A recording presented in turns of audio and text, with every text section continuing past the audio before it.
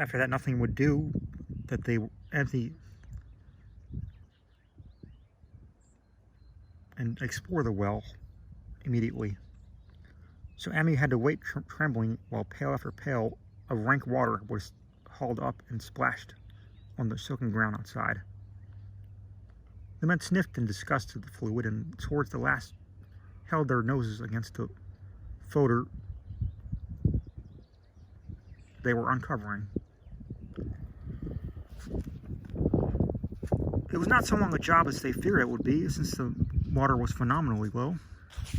There is no need to speak to exactly what they found. Merwin and Xenaeus were both there, in part through the vestiges of Ormeli's skeletal. There was also a small deer and a large dog in the same state, a number of bones of smaller animals. The ooze and slime at the bottom seemed inexplicably porous and bubbling, and a man who descended on handholds with a long pole found that he could sink the wooden shaft to any depth in the mud of the floor without meeting any solid obstruction. Twilight had now fallen, and lanterns were brought from the house.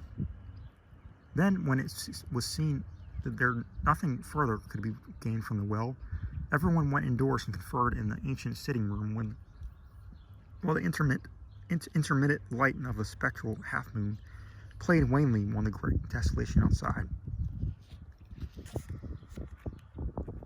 The men were frankly nonplussed by the whole entire case.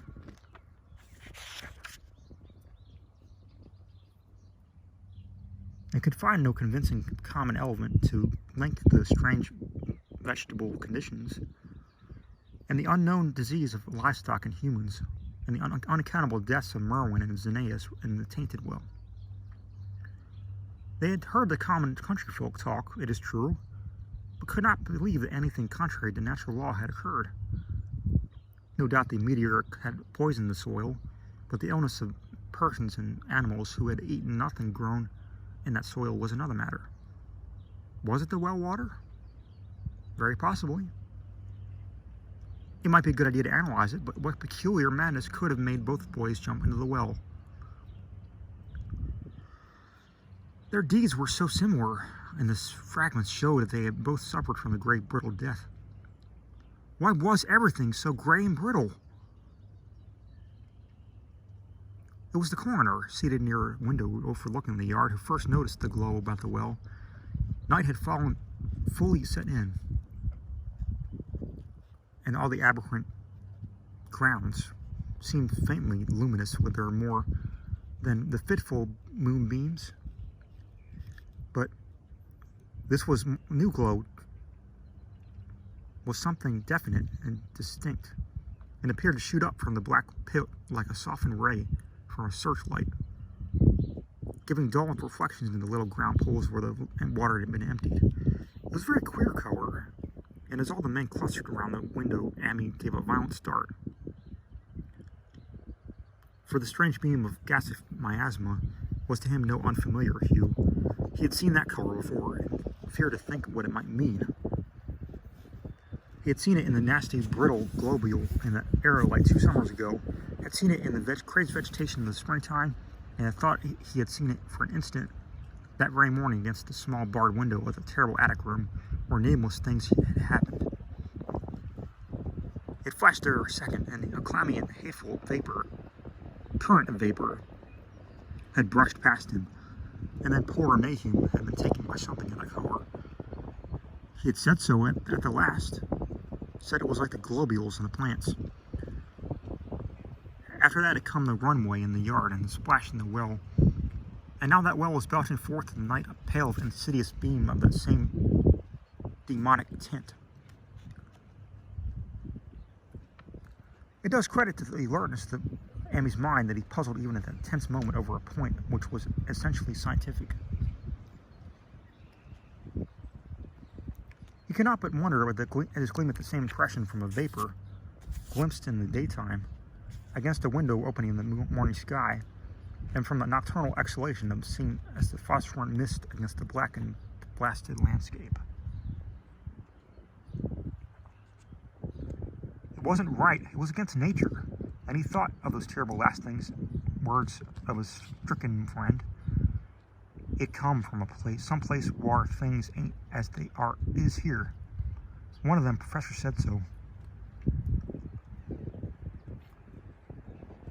All three horses outside, tied to a pair of shriveled saplings by the road, were now neighing and pawing frantically.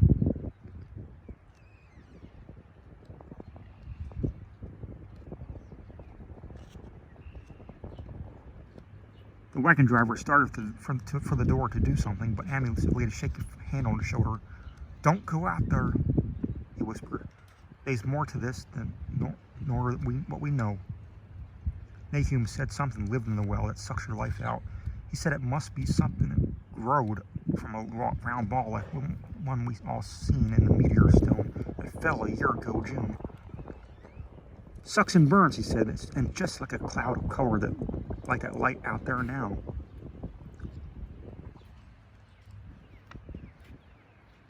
That you can hardly see anything, can't tell what it is. Nahum thought it feeds on everything that lives and gets stronger all the time. He said he's seen it this last week. It must be something way far in the sky, like the men in the college said last year, except the meteor stone was. The way it's made and the way it works ain't like no way of God's world. It's something from beyond.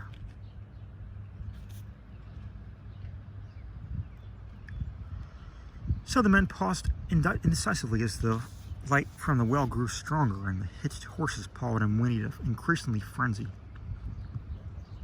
It was truly an awful moment, with terror in that ancient and cursive house itself. 4 monstrous sets of fragments, 2 from the house and 2 from the well, in the woodshed behind, and the shaft of unknown and unholy iridescence from the slimy depths in front. Amy had restrained the driver on impulse, forgetting how uninjured he himself was after the clammy brushing of that colored vapor in the attic room. But perhaps it's just as well as he acted as he did. No one will ever know what was abroad in that light, in that night. And though the blasphemy from beyond had not so far hurt any human of unweakened mind, there was no telling what it might not have done at that last moment. And with its seemingly increased strength and the special signs of purpose, it was soon to display beneath the half-clouded moonlit sky. All at once, one of the detectives at the windows gave a short, sharp gasp. The others looked at him and quickly followed his own gaze upward to the point at which its idle string had been suddenly arrested. There was no need for words.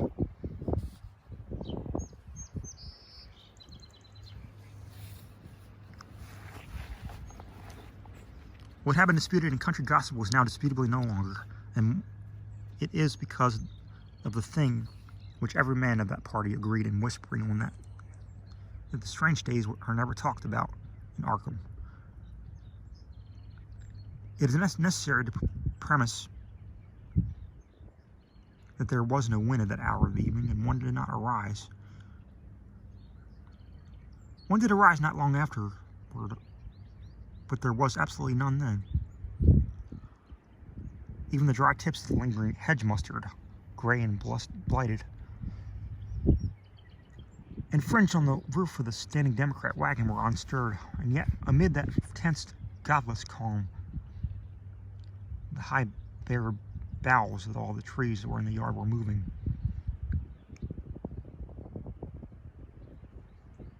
They were twitching morbidly, spasmodically.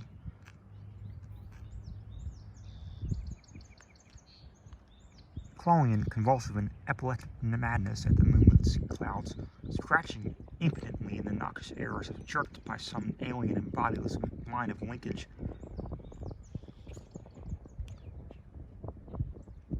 With subterranean horrors writhing and struggling below the black roots.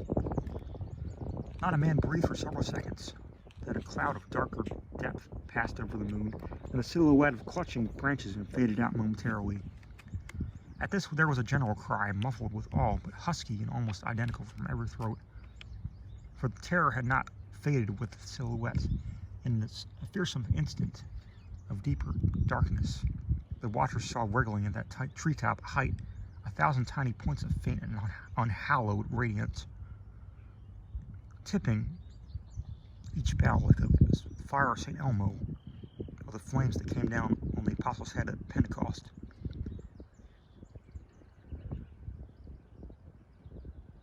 It was a monstrous constellation of unnatural light, like a glutted swarm of corpse-fed fireflies dancing hellish sarabands over an accursed marsh. And its color was that of the same nameless intrusion which Amy had come to recognize and dread. All the while, the shaft of the phosphorescence from the well was getting brighter and brighter, bringing to the minds of the huddled men a sense of doom and abnormality, which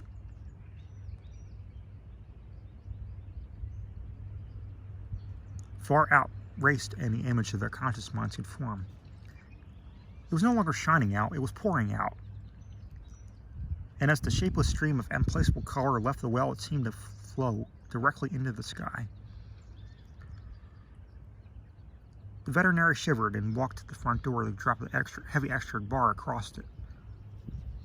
Amy shook no less and had to tug at point for lack of control of the voice when he wished to draw notice to the growing luminosity of the trees.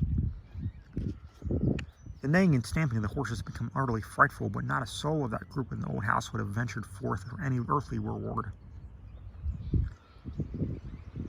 With the moments, the shining of the trees increased, with the restless branches seemed to strain more and more toward verticality. The wood of the well sweep was shining now, when presently a policeman dumbly pointed into some of the wooden sheds and beehives near the stone wall on the west. They were commencing to shine too, though the tethered vehicles of the visitors seemed so far unaffected. Then there was a wild commotion and clopping in the road, and as Amy quenched the lamp for better seeing, they realized that the span of frantic grays had broken their sampling and run off with the Democratic wagon.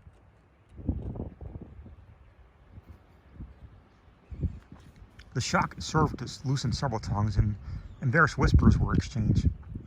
"It's present everything organic that's been around here," muttered the medical examiner. No one replied, but the man who had been in the well gave a hint that his long pole must have stirred up something intangible. "It was awful," he added. "There was no bottom at all, just ooze and bubbles and the feeling of something lurking under there." Amy's horse still pawed and screamed deafeningly in the road outside.